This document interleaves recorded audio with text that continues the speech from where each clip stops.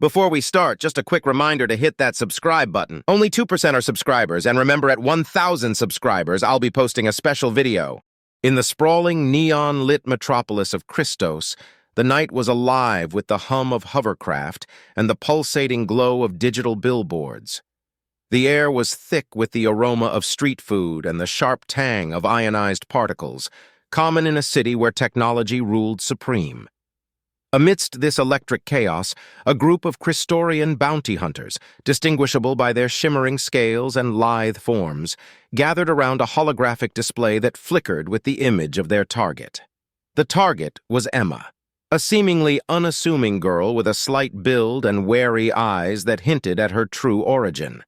The hunters, misled by faulty intelligence, believed her to be a spy from a rival planetary system, sent to gather secrets about Christos's advanced weaponry and interstellar navigation technologies.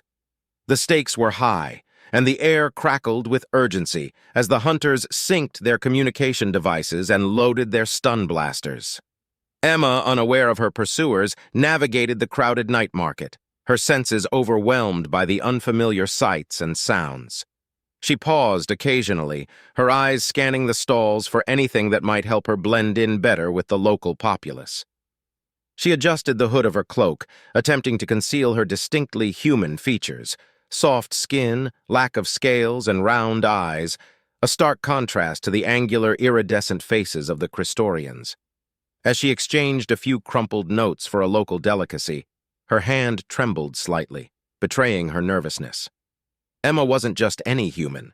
She was one of the few who had ventured out from the hidden human colonies established after Earth's fall, part of a critical mission to establish contact with other civilizations. Her training had prepared her for hostile environments and negotiations, but nothing had prepared her for being hunted. The bounty hunters initiated their move as she left the market's dimly lit alleys. Using a coordinated strategy, they approached her from multiple directions, cutting off any obvious escape routes. Emma sensed the imminent danger. Years of survival instincts kicked in. She darted into a narrow passage, her heart pounding as the sound of approaching footsteps grew louder. Cornered in an alley with high walls glowing with bioluminescent moss, Emma faced her pursuers. The lead hunter, a large Christorian with scales that shimmered blue in the moonlight, stepped forward, stun blaster aimed directly at her heart. "End of the line, spy," he hissed, his voice a sibilant echo in the confined space. Emma stood defiant, her back against the cold wall. She knew pleading her innocence would be futile in a language she barely spoke.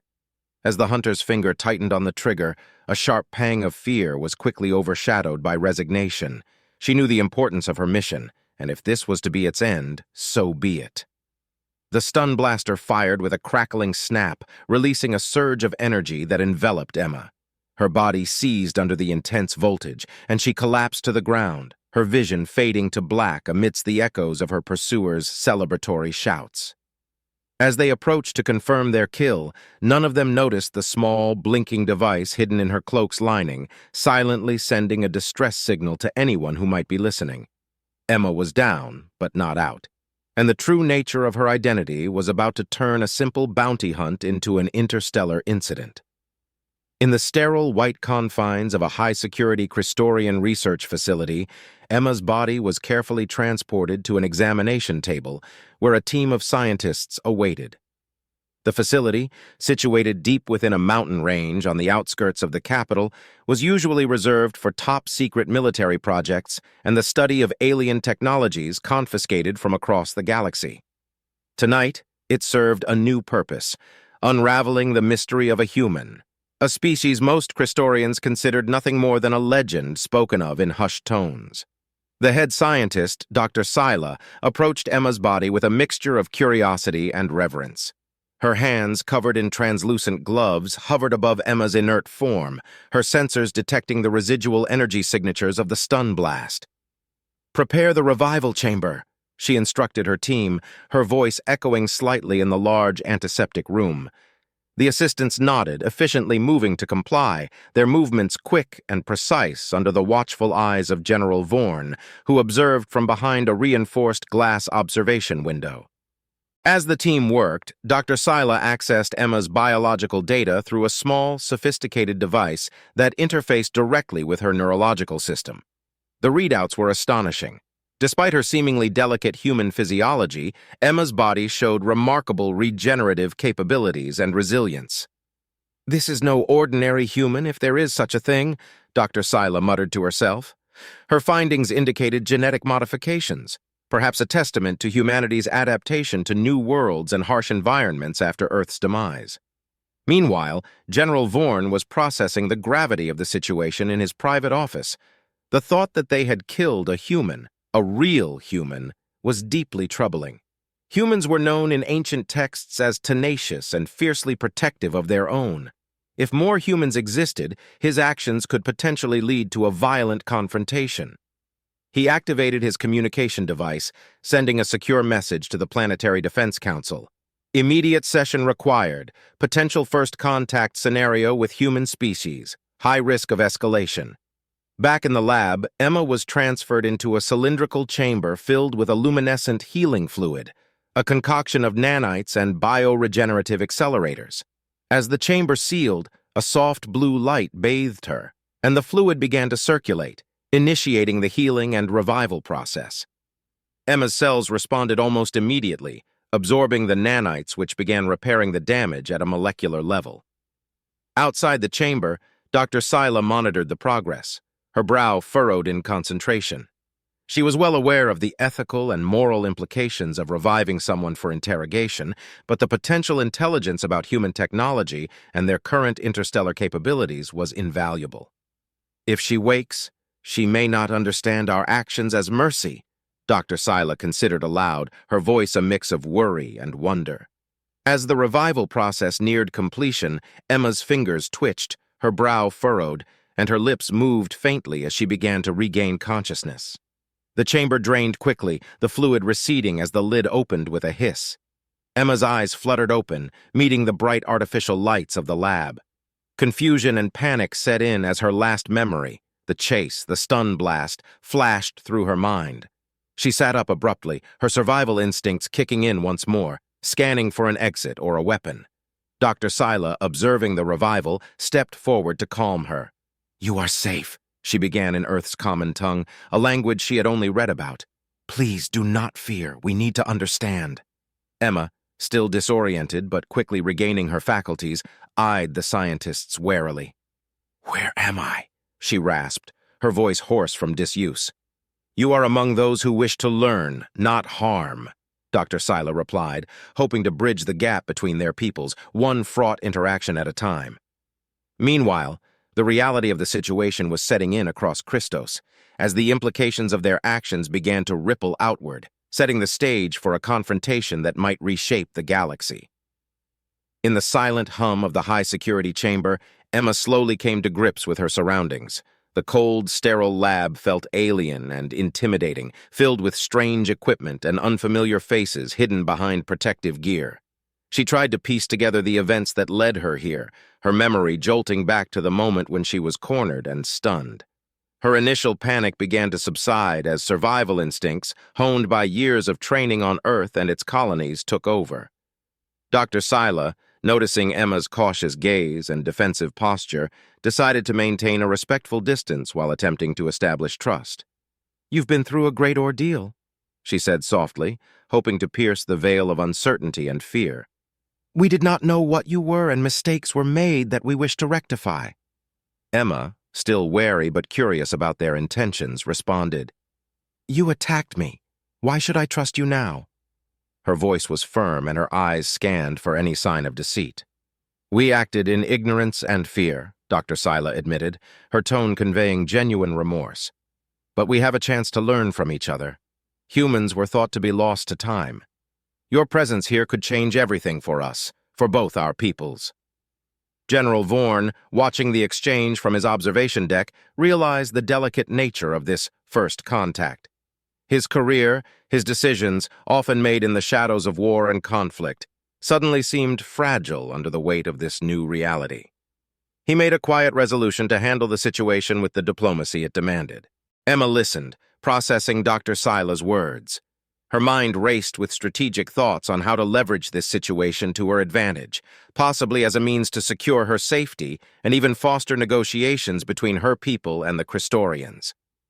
"If I agree to talk, I need assurances," she said, slowly standing up, her body language still guarded but open to dialogue. "Of course," Dr. Sila nodded, understanding the stakes. "Safety, privacy, and a communication link to your people. These I can promise."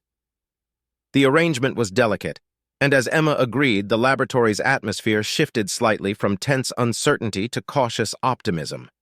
Dr. Sila instructed her team to provide Emma with a secured habitat where she could rest and communicate with her human commanders. Meanwhile, the scientific team prepared to share their findings with the broader Christorian scientific community, ensuring that the potential for human-Christorian relations was explored ethically and thoroughly. As Emma was escorted to her new quarters, her mind remained alert, piecing together her next moves. The habitat was comfortable, equipped with amenities that mimicked a human living environment, a testament to Christorian attention to detail and their desire to make amends. She approached the communication console, a direct line to her people, and sent her first message home. "This is Agent Emma, calling from Christos. I am alive, but the situation here is complex. Prepare for diplomatic engagement." Back on her home colony, the message was received with a mix of relief and urgency. Plans were quickly set into motion to establish a formal dialogue with Christos, with Emma as the unexpected but pivotal ambassador. Meanwhile, General Vorn briefed his superiors about the ongoing developments. "We have ignited a potential alliance with a species once thought extinct. This could be the beginning of a new chapter in our history," he proclaimed, his voice steady but charged with the excitement and fear of the unknown. The stage was set for intricate interstellar diplomacy as both sides navigated this unexpected convergence of destinies, spurred by a chance encounter and a regrettable mistake that could now lead to a promising future. After settling into the secured habitat provided by the Christorians, Emma began to acclimatize to her new environment.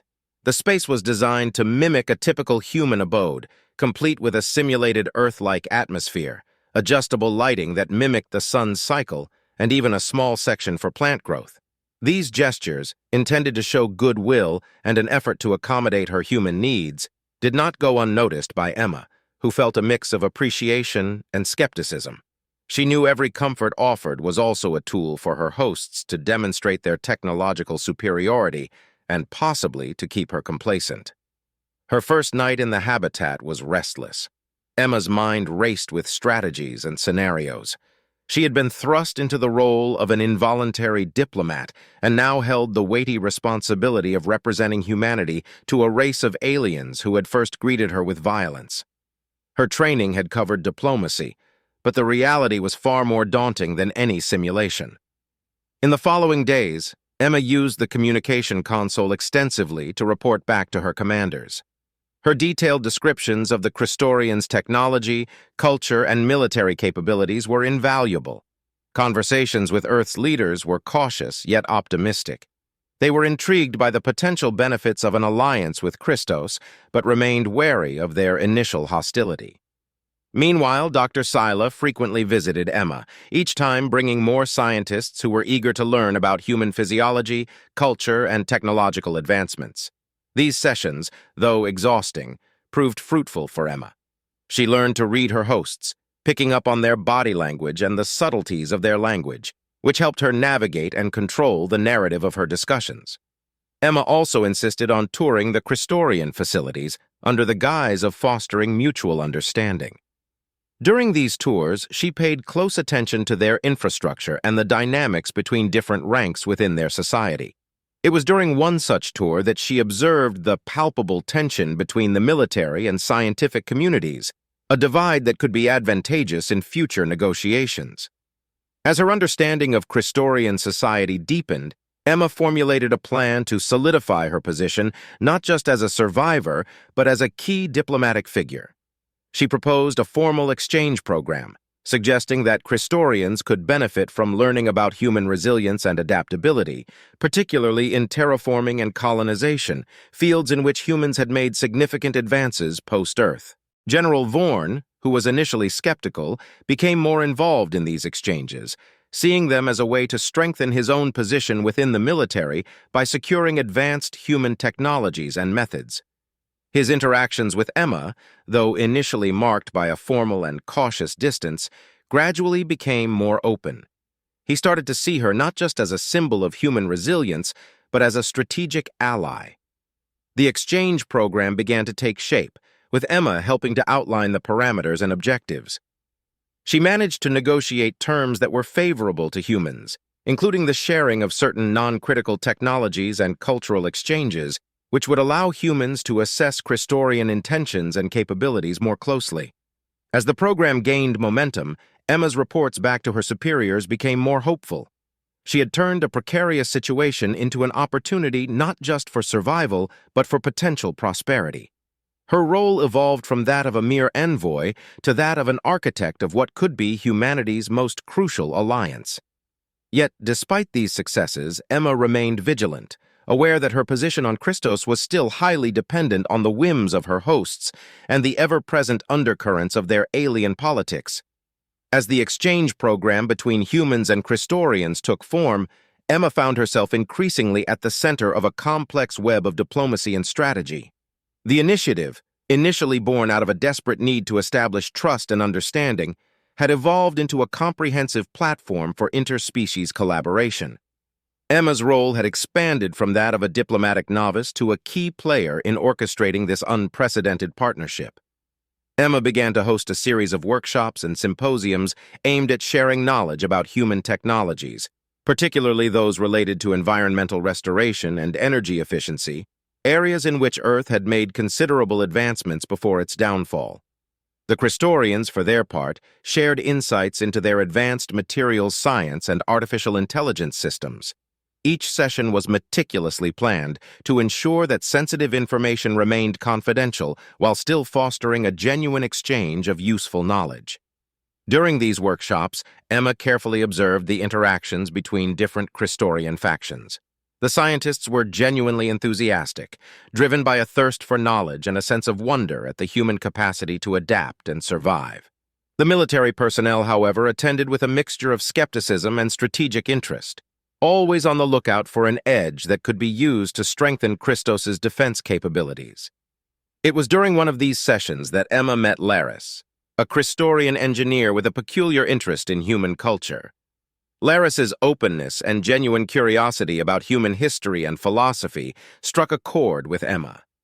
Their discussions, though initially professional, soon delved into the philosophical, debates about morality, the nature of consciousness, and the societal impacts of interstellar colonization.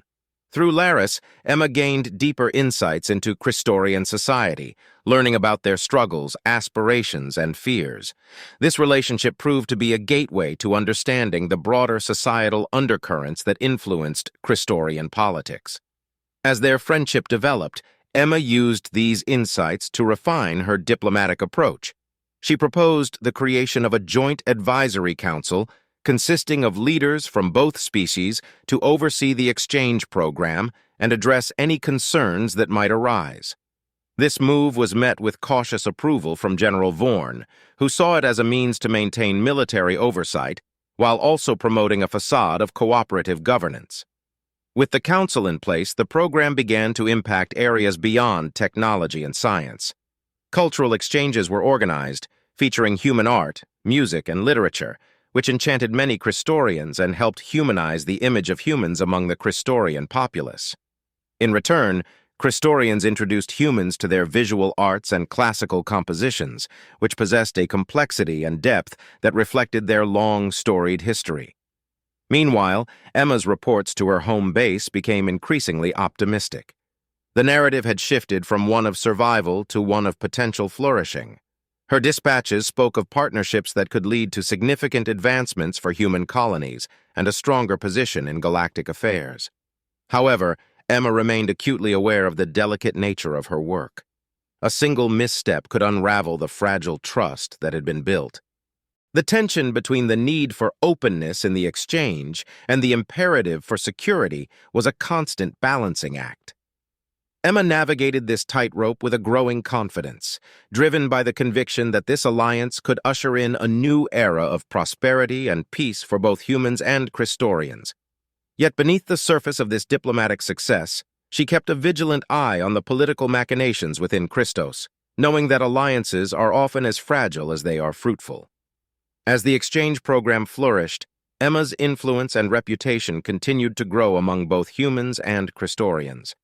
Her diplomatic acumen became a cornerstone of the burgeoning relationship between the two species, earning her invitations to speak at major planetary assemblies and forums on Christos. Her vision for a shared future fostered discussions on broader issues such as interstellar law and ethics, trade agreements, and mutual defense pacts. However, not all Christorians viewed the increasing closeness with humanity favorably. A faction within the Christorian military, led by a high-ranking officer named Commander Rixel, began to voice concerns over potential human dominance in strategic sectors. Rixel, a traditionalist, feared that the Christorians might become too reliant on human technology and philosophies, potentially compromising their cultural identity and security.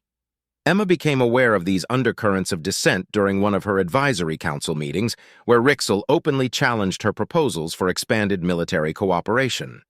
"While we value our human allies," Rixel stated coldly, "we must not forget the lessons of our ancestors. Dependence on external powers has historically led to subjugation, not partnership." The room had tensed at Rixel's words, revealing the split within the council between those seeking deeper integration with humans and those pushing for a more cautious, arm's-length relationship. Emma recognized the critical need to address these concerns head-on. She proposed a series of joint military exercises designed not only to showcase the mutual benefits of cooperation, but also to alleviate fears about human intentions. Rixel, though skeptical, agreed to participate, seeing it as an opportunity to evaluate human capabilities firsthand. The military exercises took place on a remote moon, chosen for its harsh environment and challenging terrain. Both human and Christorian troops engaged in simulated rescue missions, combat scenarios, and strategy sessions. Emma ensured that these exercises emphasized teamwork, interoperability, and cultural exchange. To her relief and satisfaction, the exercises were a resounding success. The participants, both human and Christorian, learned much from each other, gaining a mutual respect that transcended their initial reservations. In the backdrop of these growing military ties, cultural exchanges continued to enrich both societies. Emma facilitated visits of Christorian artists, scholars, and citizens to human colonies, where they experienced human hospitality and saw firsthand the resilient spirit of humanity. These visits did much to dispel myths and build a foundation of trust and friendship among the common populace. Amidst these successes, Emma maintained regular confidential communications with her superiors on Earth. She detailed not only the progress but also the challenges, particularly highlighting the faction led by Rixel. It was crucial for her leaders to understand the delicate balance of power on Christos and to strategize accordingly. One evening, after a particularly long day of negotiations, Emma received an encrypted message from Earth. The message hinted at possible new directives that would require even more delicate handling. Earth was considering a proposal for a permanent human embassy on Christos, with Emma as the likely ambassador. This move would solidify human presence on Christos and mark a new chapter in human-Christorian relations. As Emma pondered the implications of this new development, she felt a mixture of excitement and apprehension. The potential for a permanent embassy was a testament to her work's success, but also a beacon for potential conflicts. She knew that her next steps would have to be carefully calculated to maintain the fragile peace and foster the growing bond between humans and Christorians. Her resolve was firm, and her commitment to her mission unwavering, as she prepared to navigate the intricate dance of interstellar diplomacy. With the proposal of establishing a permanent human embassy on Christos, Emma found herself at the precipice of a diplomatic breakthrough that could redefine human-Christorian relations. The decision, however, was fraught with political implications and required careful maneuvering on her part to ensure that all factions on Christos saw this as a mutually beneficial evolution, rather than a human imposition or a threat to Christorian sovereignty. As Emma prepared her pitch for the Christorian Council, she understood the importance of aligning her proposal with Christorian values and long-term interests. She decided to emphasize the benefits of a permanent diplomatic presence, including increased security, shared technological research, and cultural exchanges that could help bridge any gaps between the two species. Her argument was crafted to reassure those like Commander Rixel, who were wary of human intentions, demonstrating that an embassy would serve as a symbol of trust and cooperation, not dominance. The day of the presentation, Emma stood before the council, her demeanor calm yet assertive, her speech interspersed with Christorian formalities to show her respect and understanding of their culture. This embassy will stand as a beacon of our shared commitment to peace and prosperity. It will be a place where we can resolve our differences through dialogue, not conflict, Emma articulated, her words resonating within the ornate council chamber. To her relief, the response was cautiously optimistic. Many council members expressed their support, intrigued by the prospects of closer ties with humanity. However, as expected, Rixel and his followers raised concerns about security and the potential for human espionage. Emma had anticipated this and reassured them by proposing that the embassy be staffed by both humans and Christorians, and that its operations be transparent to Christorian authorities. Following the council meeting, a series of negotiations began, with Emma leading the human delegation. These discussions were intense, with every detail from the embassy's location to its staffing and security protocols scrutinized and debated. Emma's diplomatic skills were tested to their limits as she navigated through the myriad concerns and demands presented by the Christorians. Parallel to these high-stakes negotiations, the joint military exercises and cultural exchanges continued to foster goodwill on a grassroots level. Emma made sure these activities received ample publicity, highlighting the tangible benefits of human Christorian cooperation.